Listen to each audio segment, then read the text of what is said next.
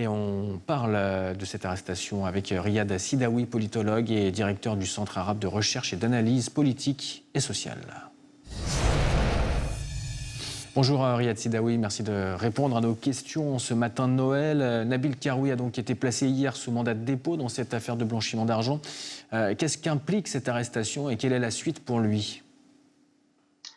Tout d'abord, c'est la justice tunisienne qui fonctionne. Un petit rappel, les Tunisiens considèrent Nabil Karoui comme le Berlusconi de la Tunisie, puisqu'il est à la fois un homme des médias, il possède une chaîne de télévision puissante, Nesma TV, aussi c'est un homme d'affaires et un homme politique. Un homme politique, il était un candidat au présidentiel tunisien face au président actuel Kais Saïed. Il a un parti politique qui s'appelle Qalb Tounes au cœur de la Tunisie.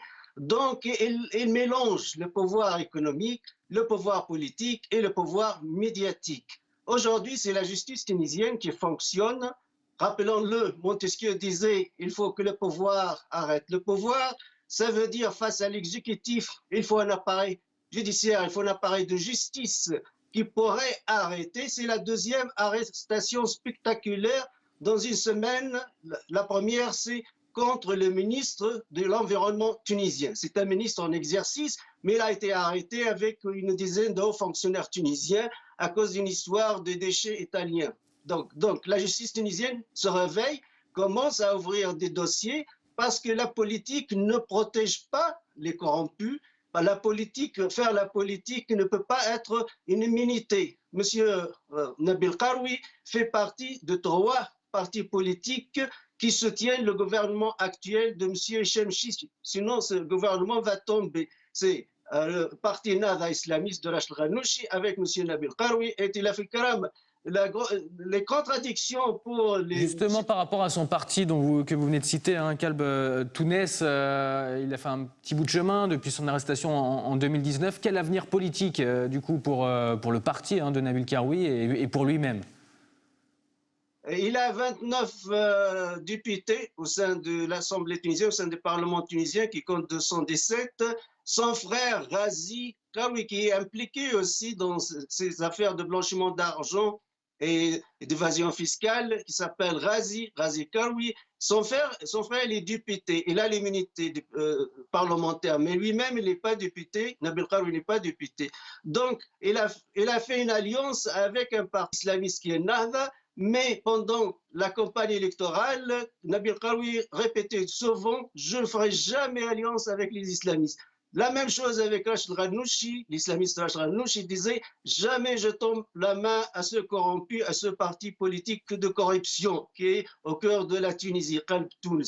Mais on voit que la donne a totalement changé d'une manière spectaculaire, mais totalement contre l'honneur politique, si vous voulez, d'une manière machiavélique. Il y a une coalition entre les islamistes et Nabil Karoui. Aujourd'hui, c'est la justice tunisienne qui fonctionne. Ça veut dire... Et quid de l'avenir également du groupe de presse de Nabil Karoui, puisqu'on l'a dit, c'est un mania de la presse, fondateur notamment de la principale chaîne privée tunisienne, Nesma TV. Qu'est-ce qui va advenir de ces médias? Quelles conséquences pour les affaires de Nabil Karoui? On va voir l'issue de... C'est la justice qui va trancher, évidemment. C'est la justice tunisienne qui va trancher. On va voir qu'est-ce qui va se passer. Peut-être la confiscation de la chaîne, la nationalisation de cette chaîne Nesma TV. On va voir. Parce que la grande question, et c'est une loi tunisienne depuis les années 60, mais malheureusement n'a été jamais activée que contre les faibles. Cette loi disait « D'où vient votre fortune ?» D'où vient votre fortune? Et M. Nabil Karoui, il a une trentaine de millions d'euros environ et il n'arrive pas à s'expliquer, il n'arrive pas à justifier d'où vient son argent.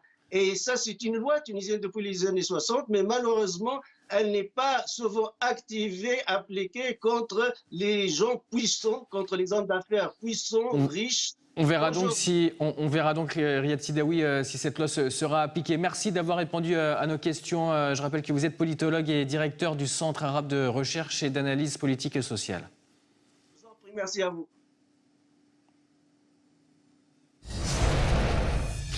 Un Noël pour lequel...